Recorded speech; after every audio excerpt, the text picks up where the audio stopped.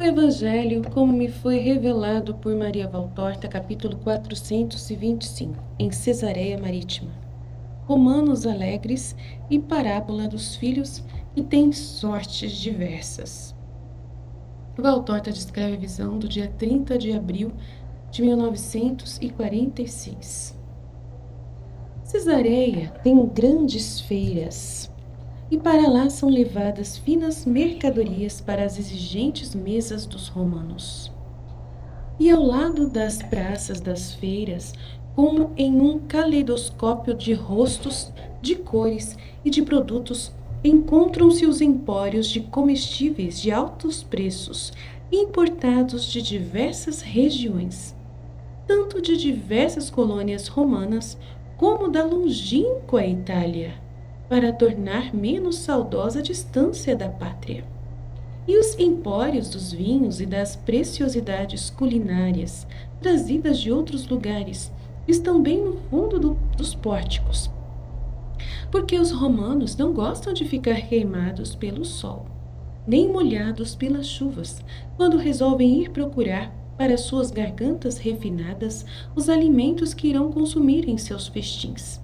Digamos que eles são epicuristas em seus paladares, mas sem faltar com respeito às outras pessoas, e para isso há lugares sombreados nos pórticos frescos. Há proteções contra as chuvas sobre os arcos que nascem do quartel romano, quase tudo construído ao redor do palácio do procônsul, tendo por limites de um lado a estrada do litoral e do outro a praça das casernas e os postos fiscais, perto dos empórios dos romanos que estão ao lado das feiras dos judeus. Por baixo destes pórticos há muita gente, pois eles são cômodos, para não dizer bonitos, e esta última parte deles está em frente das feiras. Há pessoas de todas as classes, há escravos e libertos, e até algum raro senhor gozador rodeado por seus escravos, o qual, tendo deixado sua liteira na estrada, vai curtir sua preguiça, passando de um negócio para outro e fazendo as compras que os escravos vão levando para casa.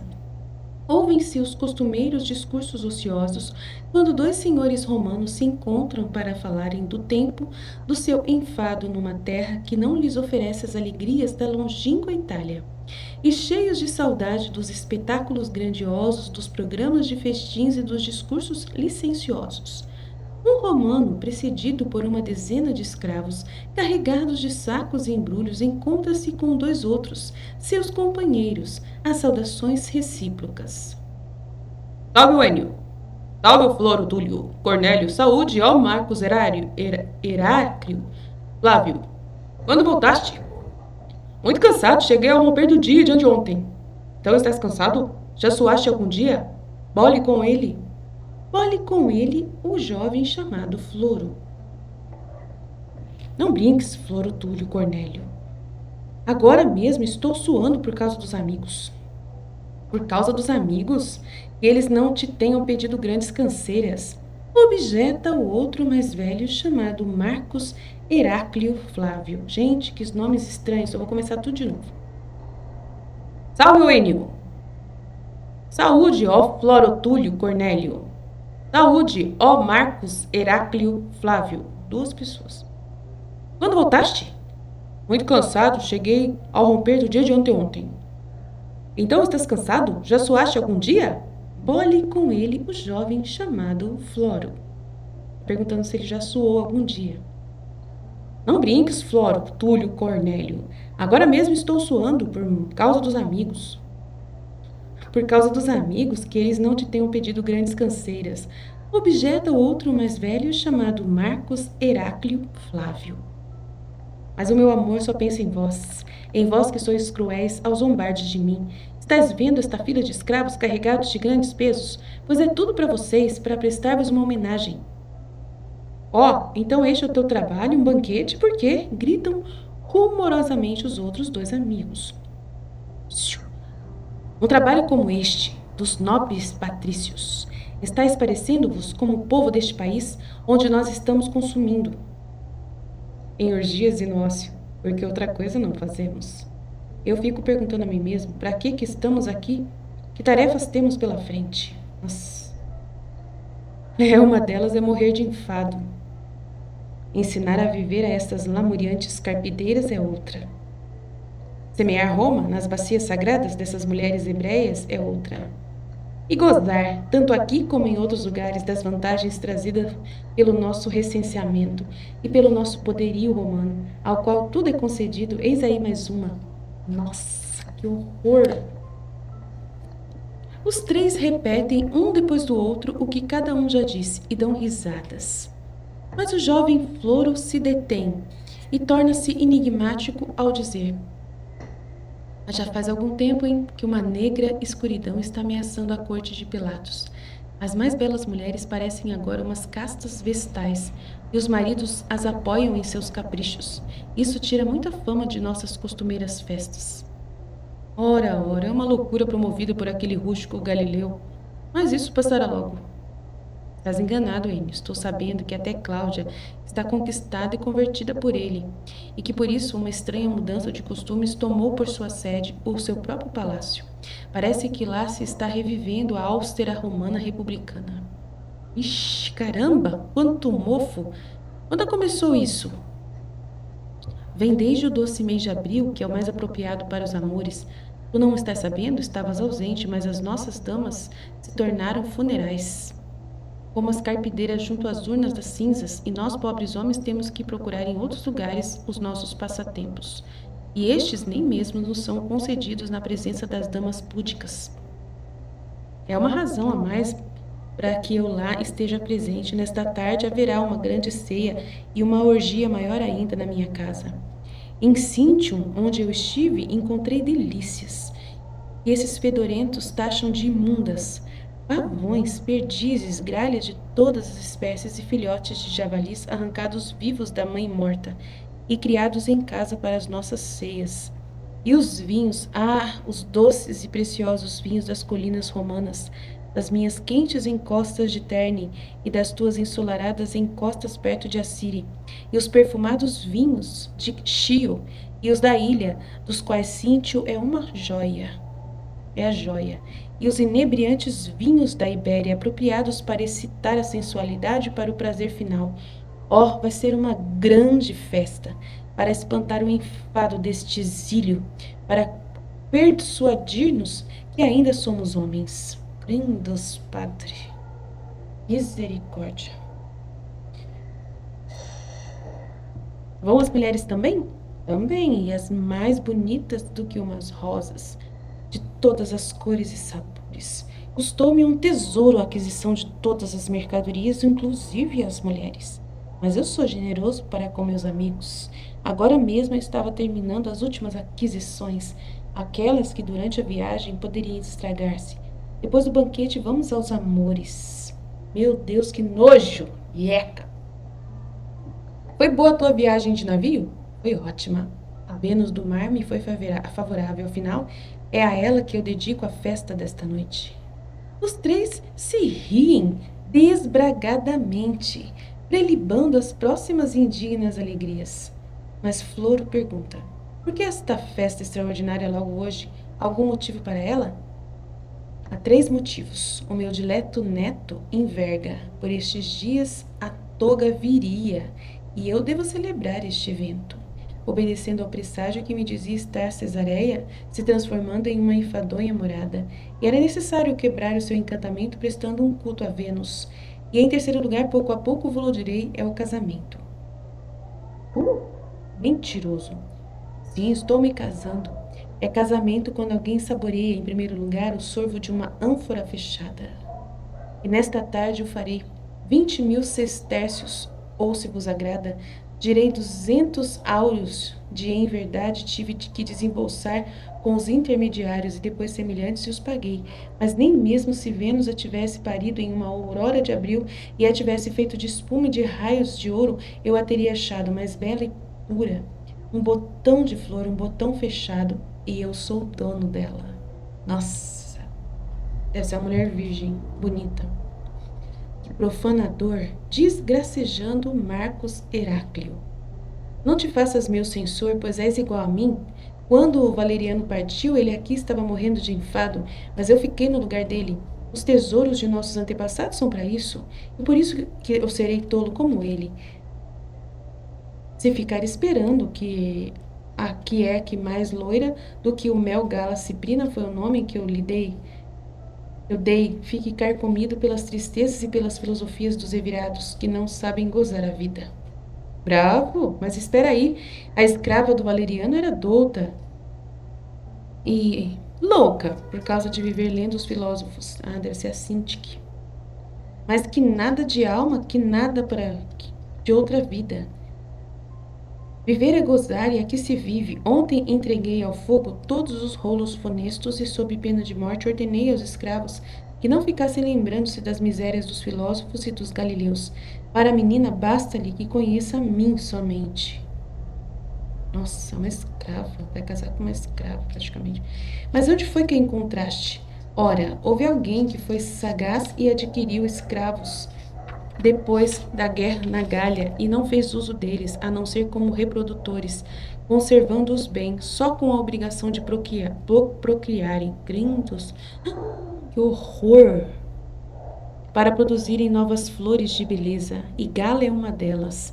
Agora ela chegou à puberdade e o patrão a vendeu, e eu a comprei. Ah, ah, ah. Meu Deus, ele vai casar com uma escrava que ele comprou. Tu és um libidinoso. Se não fosse, eu seria algum outro. Portanto, ela não devia ter nascido mulher. Se ela te ouvisse, ó, ei-lo aí. Quem? O Nazareno que seduziu as nossas damas, ele está atrás de você. Enio virou-se como se estivesse atrás de si uma áspide.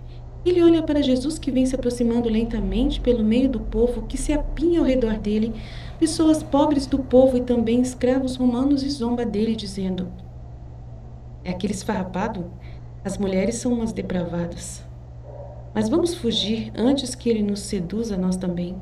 E vós, diz finalmente aos pobres seus escravos, que ficaram parados durante todo aquele tempo por baixo de suas cargas, como umas cariátides, e das quais ninguém tem pena. Vós ide para casa depressa, pois até agora ficaste aqui perdendo tempo, e os preparadores estão esperando as especiarias, os perfumes. Ide correndo, e lembrai-vos de que o chicote vos está esperando se tudo não estiver pronto até o pôr do sol. Os escravos vão-se embora correndo, e mais devagar vai atrás deles o romano com os dois amigos. Jesus vai para a frente entristecido porque ouviu o final da conversa de Enio. E lá do alto de sua estatura ele olha com infinita compaixão os escravos que vão correndo e transportando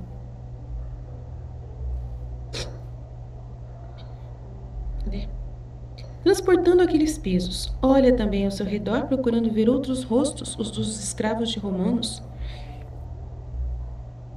Vão alguns deles tremendo de medo de serem surpreendidos pelos intendentes ou enxotados pelos hebreus, que estão misturados com o povo que o aperta, e parando ali diz: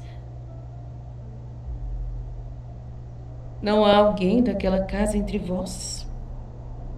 Não, senhor, mas nós os conhecemos, responde os escravos presentes. Mateus, dá a eles abundante óbolo.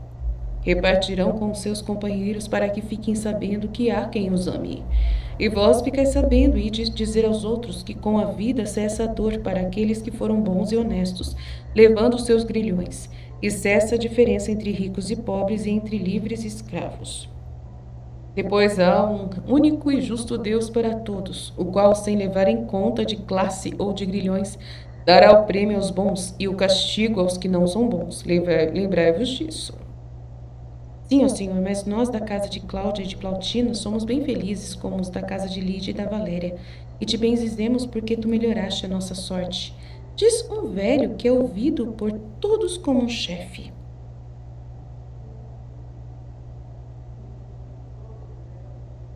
Para mostrar-me que me sois agradecidos, sede sempre melhores, e tereis o verdadeiro Deus como vosso eterno amigo. E Jesus levanta a mão como para dar licença de que já podem ir, e para abençoar, e depois se encosta a uma coluna e começa a falar, estando a multidão em um atento silêncio. Os escravos já se iam afastando dali, mas pararam a fim de ouvirem as palavras que saíam da boca de Deus. Escutai. Um pai de muitos filhos deu a cada um deles, quando se tornaram adultos, 2 moedas de grande valor e lhes disse: Eu não pretendo mais trabalhar para cada um de vós. Já estáis na idade de ganhardes o vosso pão. Por isso eu dou para cada um uma quantia igual de dinheiro, para que a empregueis como vos agradar e como vos for útil. Eu ficarei aqui esperando, pronto para vos aconselhar e pronto também para vos ajudar. E se por algum contratempo perderdes tudo ou parte do dinheiro que eu agora vos dou, mas lembrai-vos bem de que eu serei exigente com quem o perder por suas más intenções, e com os preguiçosos que o gastarem ou deixarem de usar bem, levando uma vida de ócio e nos vícios. A todos ensinei o que é bem e o que é mal, portanto, não deveis dizer que ireis enfrentar a vida sem estar sabendo de nada. A todos vós eu dei o exemplo de como trabalhar sabiamente, de como levar uma vida honesta. Por isso, não podeis dizer que eu desvirtuei a vossa boa disposição e vos dei algum mau exemplo. Eu cumpro com os meus deveres, agora cumpri vós o vosso. Pois todos vós não sois nem despreparados, nem analfabetos. Ide. E deu-lhes a liberdade de irem começar seus trabalhos, ficando ele sozinho em sua casa, na expectativa de ver o que aconteceria. Os filhos se espalharam pelo mundo. Todos eles possuíam as mesmas coisas, 2 moedas de grande valor, das quais podiam dispor livremente, e um tesouro ainda maior, que era a saúde, bastante energia, conhecimentos e os exemplos do pai. Por isso, todos deveriam sair-se bem igualmente. Mas o que aconteceu? Aconteceu que entre os filhos alguns usaram bem as moedas e fizeram delas logo grandes e honestos tesouros, por meio de um trabalho incansável e honesto, e com uma vida morigerada, bem regrada pelos ensinamentos paternos. E os outros que a princípio adquiriram fortuna, mas depois a desfizeram por se entregarem ao ócio e aos vícios. E houve outros ainda que procuraram ganhar dinheiro por meio da usura e de negócios indignos, e os que não fizeram nada por terem ficado inertes, preguiçosos, hesitantes, e acabaram com as moedas de grande valor sem terem chegado a conseguir nenhuma ocupação. Depois de algum tempo, o pai de família mandou os seus servos para todos os lados por onde sabia que estavam seus filhos, e disse aos servos: Direi aos meus filhos que venham reunir-se em minha casa. Eu quero que me prestem contas do que é que fizeram durante esse tempo, e me digam aqui em casa em que condições estão. E os servos lá se foram por todos os lados e chegaram até os filhos do seu patrão, terminaram a embaixada e cada um deles voltou em companhia do filho do patrão que ele havia encontrado. O pai de família os recebeu com muita festa, como o pai também, como juiz. Todos os parentes da família estavam presentes, e com os parentes, os amigos, os conhecidos, os servos, os companheiros do lugar e dos lugares limítrofes. Foi uma reunião solene. O pai estava sentado em sua cadeira de chefe de família, e ao redor, em semicírculo, todos os parentes, amigos, conhecidos, servos, companheiros do lugar e dos lugares vizinhos na frente dele, em fila, estavam os filhos. Mesmo sem terem sido ainda interrogados, o aspecto deles já dava a resposta de qual era a verdade.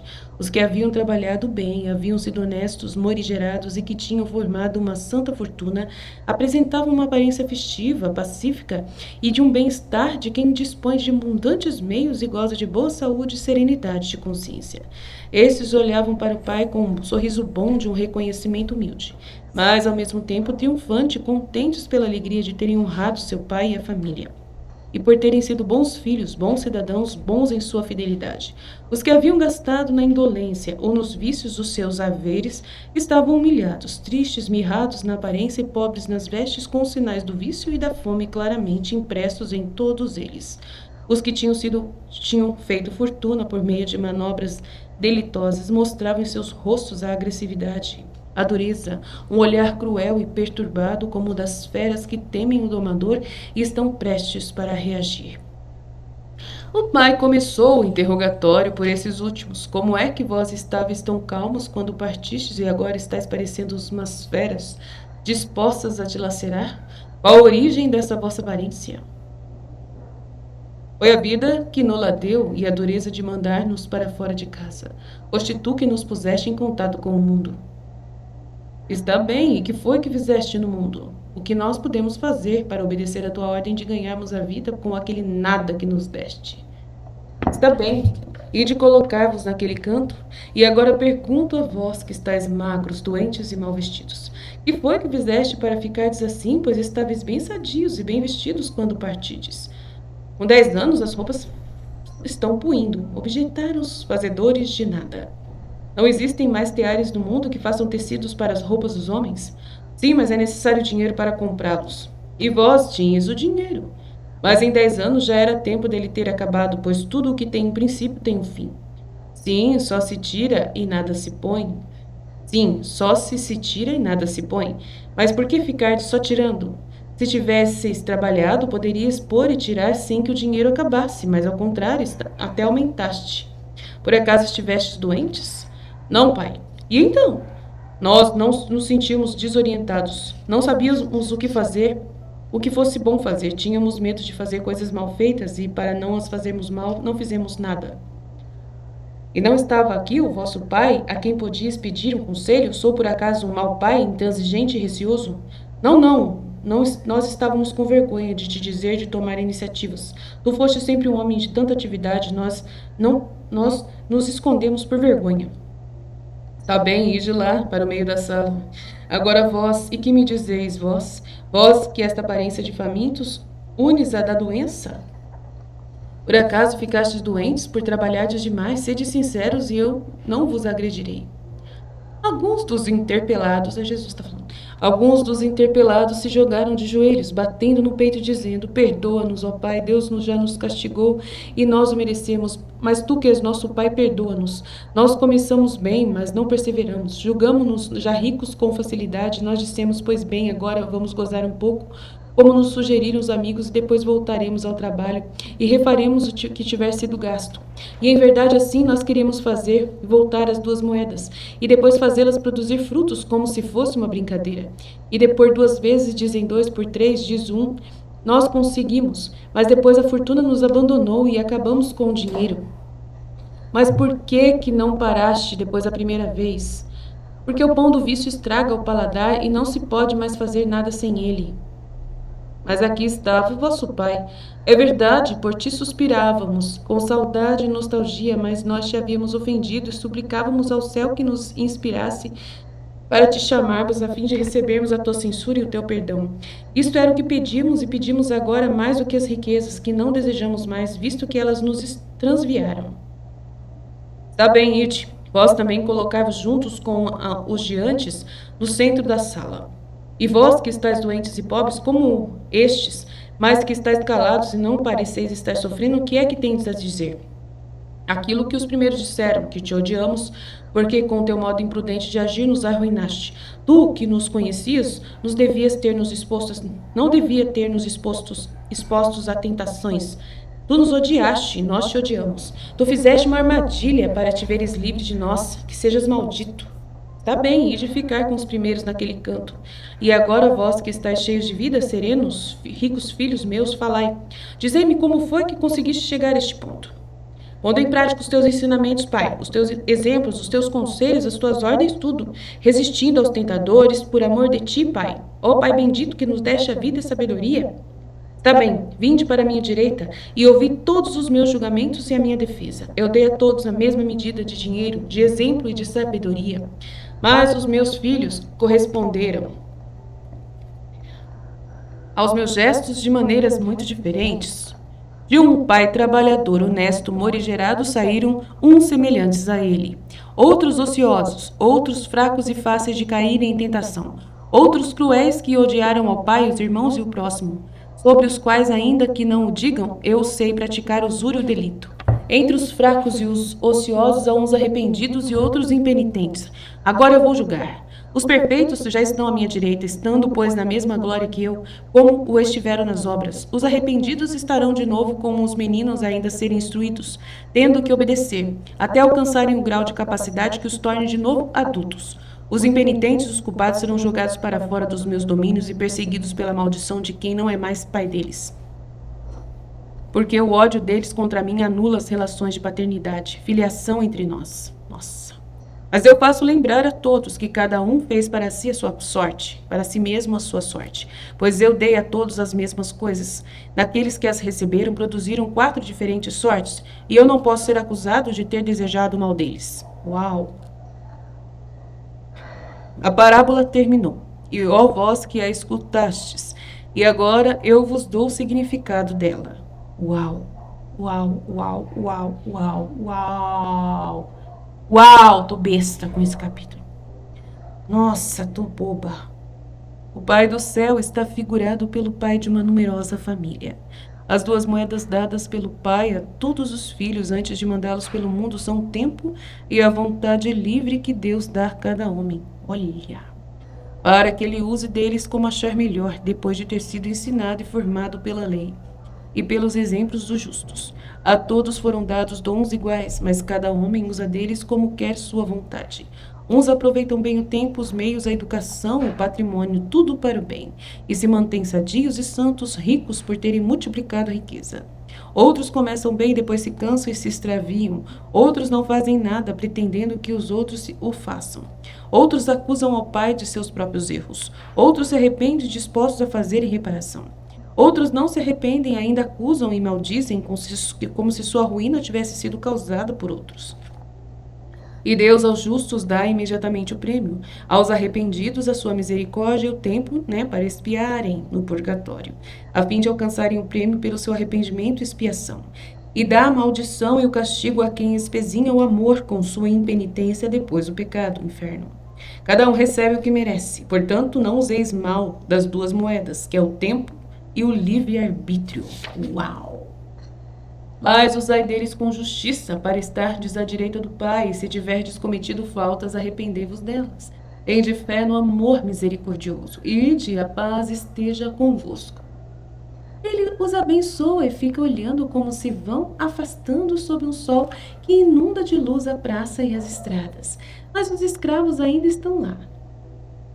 Ainda estás aqui, meus pobres amigos, e não ireis ser castigados. Não, Senhor, se disserdes que ficamos ouvindo a ti, as nossas patroas te veneram. Para onde vais agora, Senhor? Desejam-te há tanto tempo. Para perto do cordoeiro do porto. Mas eu vou partir esta tarde, e as vossas patroas estarão na festa. Nós não o diremos a si mesmo. Foi-nos ordenado que anunciássemos a tua passagem desde há muitos meses. Está bem, ide. E vós também fazei bom uso do tempo e do pensamento, que é sempre livre quando o homem está mesmo quando o homem está com grilhões. Os escravos se inclinam até o chão e lá se vão para os quarteirões romanos. Jesus e os seus vão por uma modesta ruazinha a caminho do porto. E assim termina a visão Piety.